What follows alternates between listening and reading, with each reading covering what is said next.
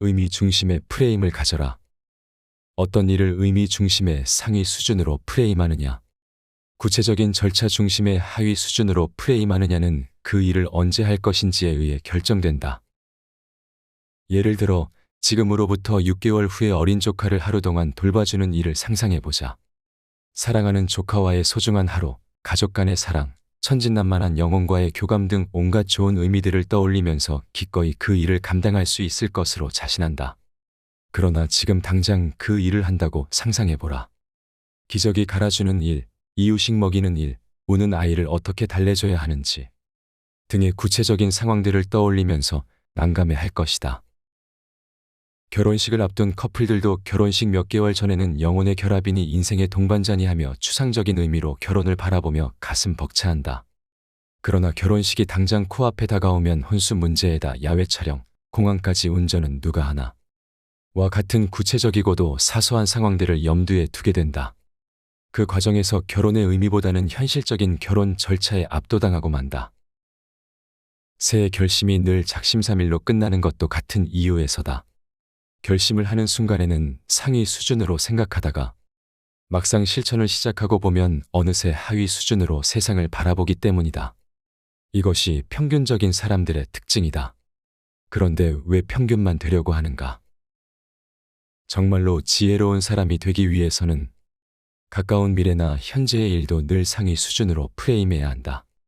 일상적인 행위 하나하나를 마치 그것을 먼 미래에 하게 될 일이라고 생각하면서 의미 중심으로 프레임하는 습관을 길러야 한다. 어떤 사람의 가치를 판단하기 위해 당신은 앞으로 10년 후에 어떤 삶을 살고 싶은가라고 묻는 것은 지혜로운 물음이 아니다. 왜냐하면 10년 후와 같은 먼 미래의 일에 대해서는 누구나 의미 중심의 이상적인 생활을 상상하기 때문이다. 따라서 대부분의 사람들이 미래의 청사진을 떠올리며 이렇게 말하곤 한다. 10년 후쯤엔 가족들과 해외여행을 다니고 주말에는 문화생활을 즐기면서 때론 나보다 못한 이웃에 봉사하는 삶을 살고 있겠죠 라고 답한다. 그러나 자녀의 배우자감이 어떤 사람인지 혹은 신입사원이 어떤 사람인지 알고 싶다면 당장 내일 어떻게 살 것인가를 물어야 한다. 막연한 먼 미래가 아닌 내일 당장의 삶을 의미 중심으로 바라보고 있는 사람. 그런 사람이 바로 부모가 원하는 자녀의 배우자감이고 회사의 인재인 것이다. 접근 프레임을 견지하라. 사람들에게 오래된 과거를 회상하게 하면 대부분 그 시절에 하지 않았던 것들에 대한 회한을 떠올린다. 학창 시절에 공부를 열심히 하지 않은 점, 교양서적을 많이 읽지 않은 점, 운동을 열심히 하지 않은 점, 더 많은 사람들과 친분을 쌓지 못한 점 등 온통 과거에 제대로 해보지 못했던 일들에 대한 후회 일색이다. 그 이유는 단기적인 관점에서는 하지 않은 일에 대한 후회보다 이미 저지른 일에 대한 후회를 더 많이 하지만 장기적인 관점으로 들어가면 저지른 일에 대한 후회보다는 하지 못했던 일에 대한 후회가 더 크게 다가오기 때문이다. 행복과 성공은 접근의 프레임을 가진 사람의 몫이다. 고 정주영 회장이 직원들에게 입버릇처럼 했다는 해보기나 했어 라는 말은 접근 프레임의 정신을 잘 보여준다. 하고 싶었지만 주저했던 일이 있다면 이제라도 과감하게 실행해야 한다. 가정형편 때문에 가족여행을 미루고 있다면 지금 당장 돈이 적게 드는 가까운 곳이라도 떠나는 것이 좋다. 마음을 고백할 대상이 있다면 할까 말까 망설이지 말라. 설령 거절을 당하더라도 그래서 얼마 동안 괜히 고백했다는 후회와 마음의 상처로 괴로워할지라도 일단 사랑한다고 고백하라. 고백도 못하고 시간을 흘려보내고 나면 그때 고백하지 않았던 것을 더 뼈저리게 후회하게 될 것이기 때문이다. 자기 방어에 집착하지 말고 자기 밖의 세상을 향해 접근하라. 다른 사람들에게 다가갈 때, 새로운 일을 접했을 때 늘 접근의 프레임을 견지하라. 그것이 두려울 땐 기억하라. 접근함으로 인한 후회는 시간이 지나면 사라지지만 안주함으로 인한 후회는 시간이 지날수록 더 커진다는 것을. 지금 여기 프레임을 가져라. 사람들은 현재를 준비기라고 프레임하는 습관이 있다. 현재는 더 나은 미래를 위해 준비하고 일방적으로 희생되어야 하는 시간이라고 생각하고 있는 것이다. 즐기고 만끽해야 할 대상이 아니라 참고 견뎌야 하는 대상이라고 믿는다. 그래서 부모는 중간 시험을 잘 보고 집에 온 초등학생 자녀에게 맘껏 칭찬을 해주기보다는 기말 시험이 더 중요하다며 부담을 준다. 자녀가 기말 시험을 잘 보고 오면 이번에는 중학교 때 잘하는 게 진짜 실력이야 라고 말한다. 아이는 물론 부모 스스로도 지금 당장 마땅히 누려야 할 기쁨과 즐거움을 포기한다. 그런 과정을 거치고 수능 시험을 잘 치르고 나면 이번에는 또다시 대학에 가서 잘하는 게 진짜라며 한술 더 뜬다. 대학은 직장 생활을 위해 희생되고 직장 생활은 노후 대책을 마련하느라 희생된다. 노후는 다시 자녀를 위해, 손자, 손녀를 위해 희생된다. 행복으로 가는 길은 지금 순간을 충분히 즐기고 감사하는 것으로부터 비롯된다. 심리학 연구에 따르면 행복한 사람들은 자신의 생일이나 가족, 친구들의 생일 그리고 직장 생활을 하면서 듣는 칭찬과 격려 같은 일상적인 일을 적극적으로 축하하고 누리는 사람들이라고 한다. 영어의 savoring이라는 말은 현재 순간을 포착해서 마음껏 즐기는 행위를 의미한다.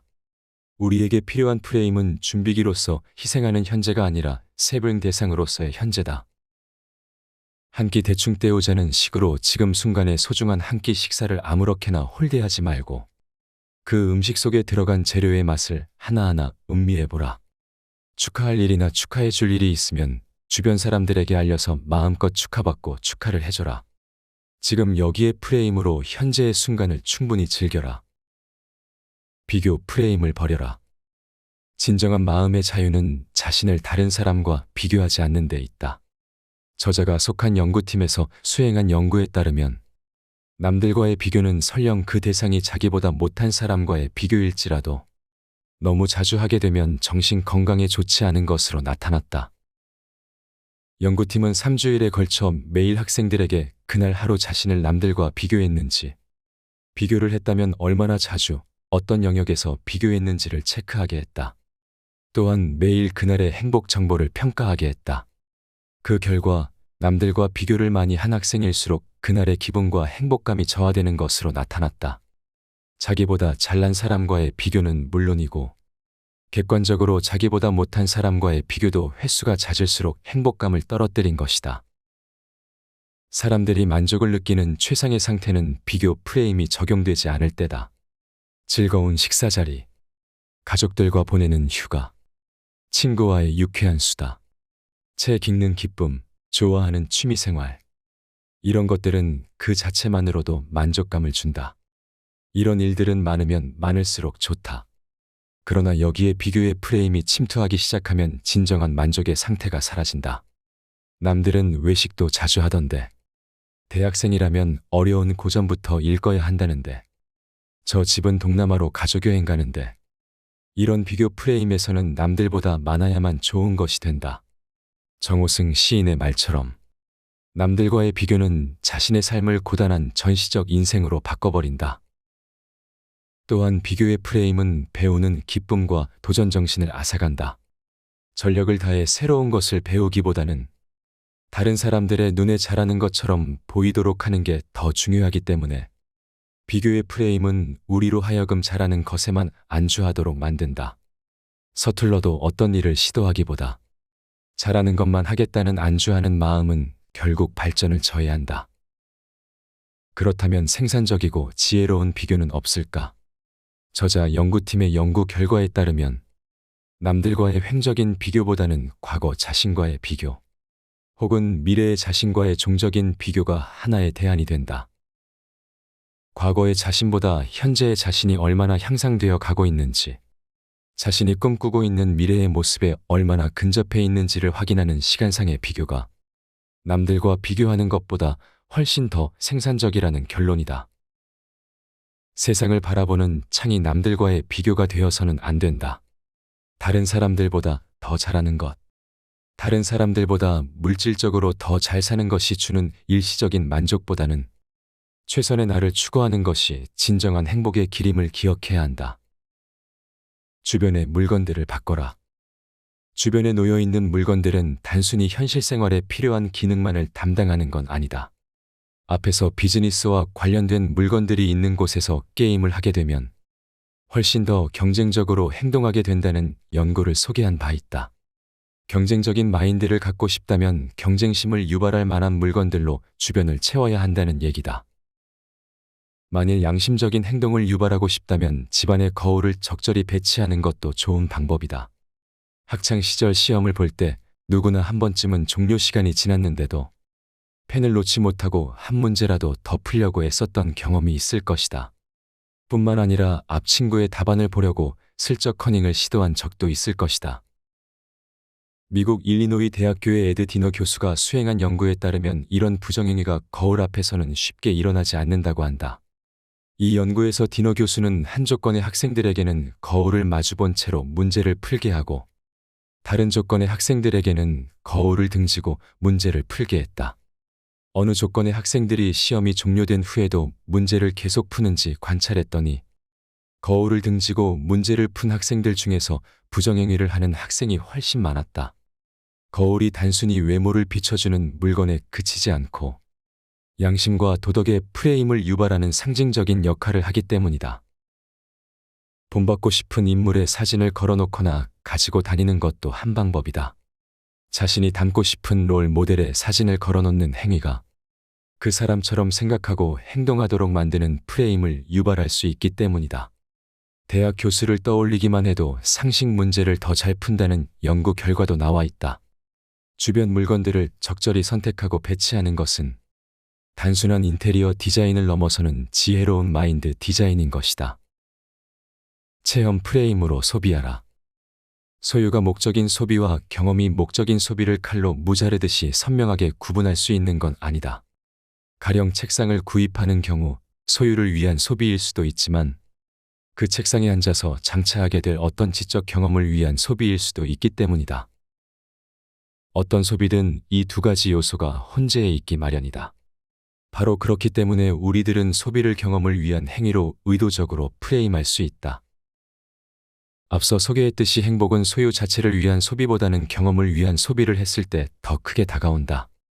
음식을 먹을 때 단순히 습관적으로 식사를 한다고 생각하기보다는 그 음식에 들어간 재료들을 음미하는 미식가로서의 경험을 추구해보라.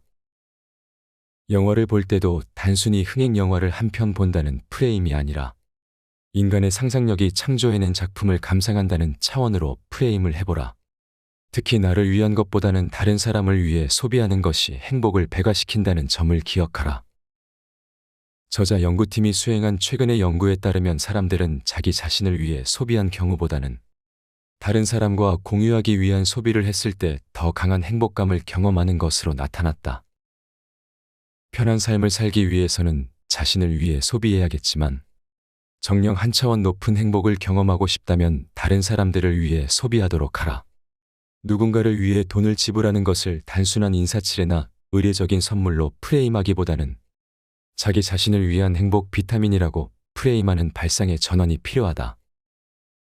위대한 반복 프레임을 연마하라. 습관은 그 어떤 일도 할 수 있게 만들어준다.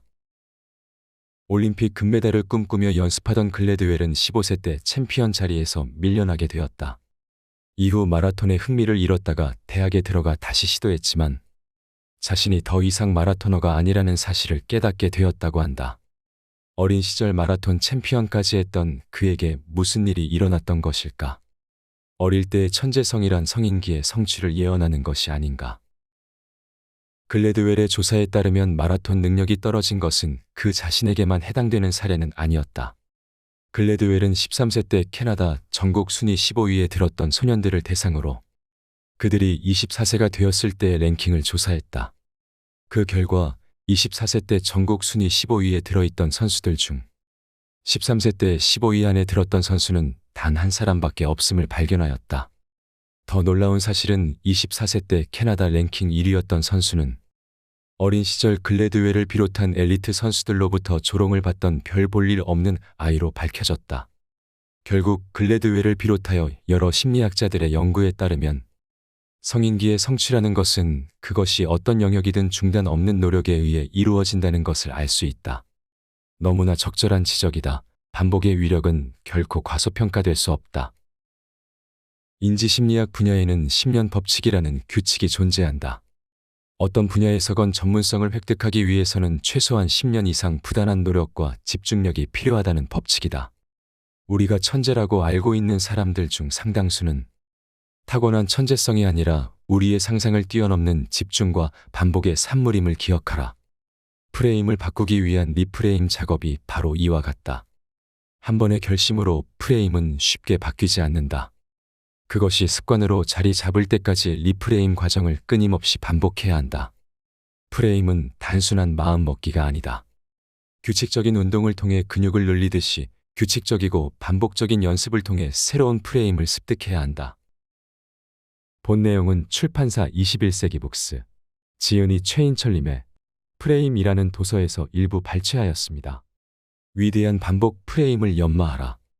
사례를 통하여 어릴 때의 천재성이 성인기의 성취를 예언하는 것이 아니라 중단 없는 노력에 의해 이루어진다는 것을 알 수 있습니다.